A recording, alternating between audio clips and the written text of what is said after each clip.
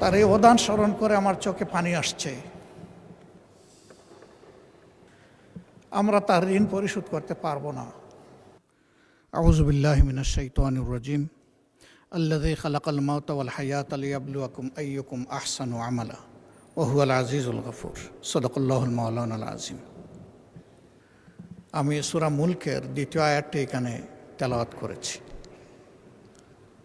আল্লাহ রাব্বুল আলামিন এই আয়াতে সমস্ত মানব জাতিকে স্মরণ করিয়ে দিয়ে বলছেন, আল্লাযী খালাকাল মাউতা ওয়াল হায়াত, তিনি সেই মহান সত্তা যিনি তোমাদেরকে মৃত্যু এবং জীবন উপহার দিয়েছেন। আগে মৃত্যুর কথা বলেছেন আল্লাহ তাআলা,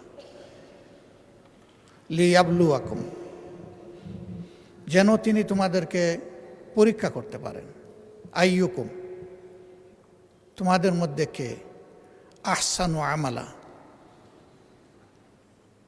সুন্দর চরিত্রের অধিকারী, উত্তম আমলের অধিকারী। ওয়া হুয়াল আজিজুল গফুর,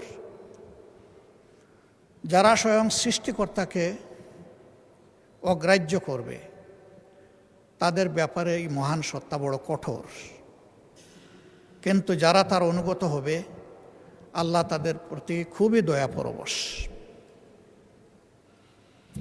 এই আয়াতে আল্লাহ তাআলা আমাদের সকলকেই স্মরণ করিয়ে দিয়েছেন যে কোনো উদ্দেশ্যহীনভাবে আমাদেরকে তৈরি করা হয়নি। উদ্দেশ্য একটাই, ভালো কাজ করা। আর ভালো মানুষের পরিচয় আল্লাহ নবী বলেছেন, খায়রুন নাস মাইয়ানফাউন নাস, মানুষের মধ্যে সেই উত্তম যে মানুষের কল্যাণে লেগে থাকে। আজকে একজন মহান ব্যক্তি, যিনি ৬ বার এই পার্লামেন্টের সদস্য নির্বাচিত হয়ে জাতীয় গুরুদায়িত্ব পালন করেছেন, যিনি মহান পার্লামেন্টের স্পিকার ছিলেন, যিনি অস্থায়ী রাষ্ট্রপতি ছিলেন, আইন অঙ্গনের একজন তারকা আইনজীবী ছিলেন। আজকে তিনি দুনিয়া থেকে বিদায় নিয়েছেন। আমি এই মহান ব্যক্তিকে গভীর শ্রদ্ধায় স্মরণ করছি। তিনি পেশাগত জীবনে এবং রাজনীতিবিদ হিসাবে তিনি সফল এবং কালারফুল। ব্যক্তি এবং দল হিসাবে আমি এবং আমরা তার ক্লায়েন্ট ছিলাম। বিশেষ করে আমাদের কষ্টের দিনগুলোতে ফেসিবাদী আমলে আইনের জাতাকলে যখন আমরা পিষ্ট, তখন প্রায় আমরা তার কাছে যেতাম, দ্বারস্থ হতাম। তিনি গুরুত্বপূর্ণ পরামর্শ দিয়েই শুধু আমাদেরকে তার কাজ সারেননি, বরঞ্চ আমাদের মজলুম নেতৃবৃন্দের পক্ষে তিনি আদালতে বারবার দাঁড়িয়েছেন।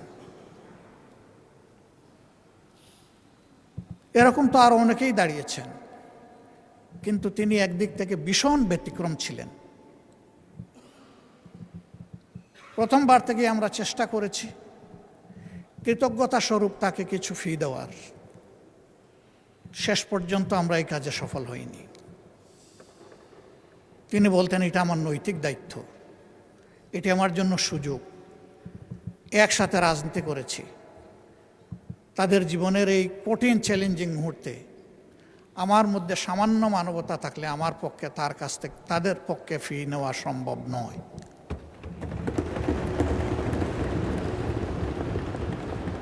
তার এই অবদান স্মরণ করে আমার চোখে পানি আসছে।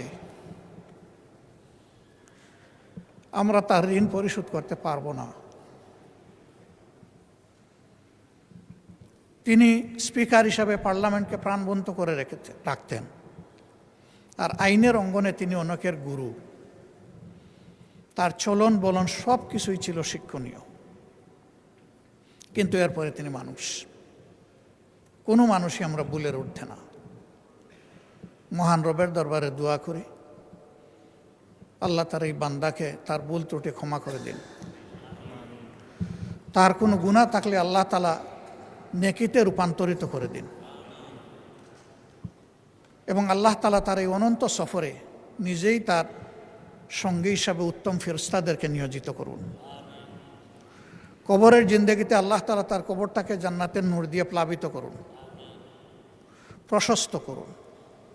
শিলা, বরফ এবং পানি দিয়ে আল্লাহ দৌত করে তাকে বেগুনা করে দিন। তার কবরের সাথে আল্লাহ রাব্বুল আলামিন তার প্রিয় জান্নাতের একটা মায়ার জানালা খুলে দিন। তার পরিবারের সম্মানিত সদস্যবৃন্দ, আপনজন, প্রিয়জন এবং তার রাজনৈতিক সহকর্মীবৃন্দকে আল্লাহ তাআলা উত্তম সবর করার তৌফিক দান করুন। এই সমস্ত মানুষদের জীবন থেকে আমরাও যেন অনুপ্রাণিত হয়ে নিজেদের কর্তব্য নির্ধারণ করতে পারি। আল্লাহ আমাদেরকেও সেই তৌফিক দান করুন। আমরা একটু পরেই বিসমিল্লাহি আলা মিল্লাতে রাসূলিল্লাহ বলে মহান আল্লাহর কাছে তাকে সমঝে দেব। মাটির একটা পর্দা দুনিয়া থেকে তাকে বিচ্ছিন্ন করে ফেলবে। সেই সময় মহান আল্লাহ যেন নিজেই তার সঙ্গী হয়ে যান, সেই দোয়া করছি। আমাদের সবাইকে আল্লাহ তাআলা ক্ষমা করুন। এই সংসদে অতীতে যারা স্পিকারের দায়িত্ব পালন করেছেন, আল্লাহ তাদেরকেও ক্ষমা করুন। এখন যারা জীবিত মৃত আমরা আছি, সবাইকে আল্লাহ ক্ষমা করুন। আল্লাহ রাব্বুল আলামিন এখান থেকে আমাদেরকে শিক্ষা নেওয়ার সুযোগ দিন। একদিন আমাদের জন্য মানুষ পড়বে ইন্না লিল্লাহি ওয়া ইন্না ইলাইহি রাজিউন। ওই মানুষটাই সফল যে মারা যাওয়ার পরে কিছু মানুষ তার জন্য চোখের পানি দিয়ে তাকে স্মরণ করে। আল্লাহ আমাদের জীবনে সেই সাফল্য অর্জন করার তৌফিক দান করুন। মাননীয় স্পিকার, আপনি যে জায়গাটায় যে চেয়ারে বসে আছেন, তিনি এই চেয়ারে ছিলেন। আল্লাহ আপনাকে অসুস্থ রাখুন। আল্লাহ ইনসাফের সাথে আপনার দায়িত্ব পালনের তৌফিক দান করুন।